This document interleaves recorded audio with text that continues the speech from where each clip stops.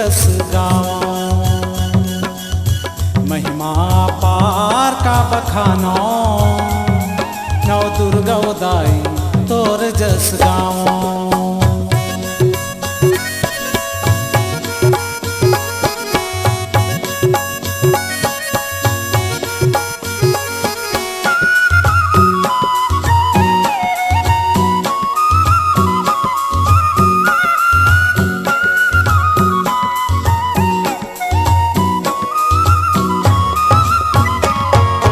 पहली पार्वती बनके तय शंकर ब्याह रचाए। शंकर ब्याह रचाए गाई, शंकर ब्याह रचाए। दूसर ब्रह्मचारिणी ज्वाला जगमग ज्योत जलाए।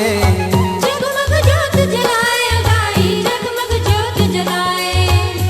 माथाला चरण मटकाओ, कैसे मुर्दाई तोर जस गाओ।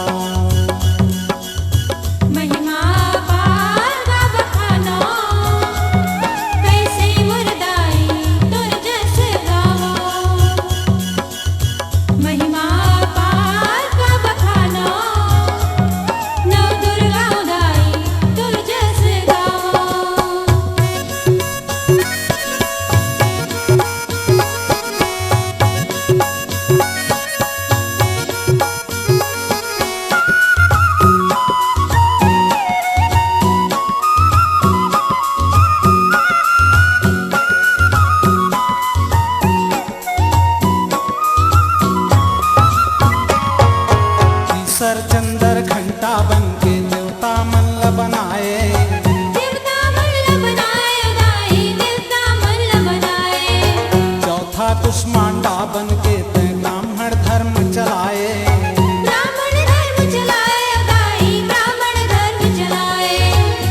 महू भगती तोर पाओ, कैसे मुर्दाई तोर जस गाओ।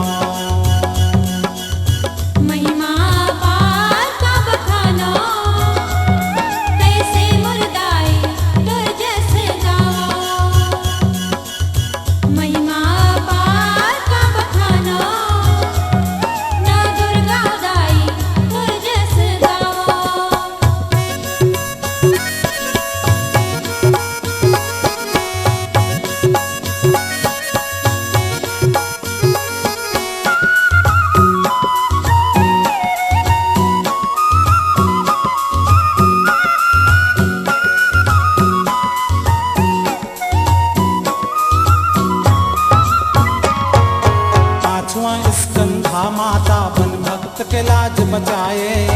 भक्त की लाज बचाए गाई, भक्त की लाज बचाए। छठवां कात्यायनी रूप मां दानव काट गिराए। दानव काट गिराए गाई, दानव काट गिराए। दर्शन ला कैसे तोर पावो, कैसे मुर्दाई तोर जस गाओ।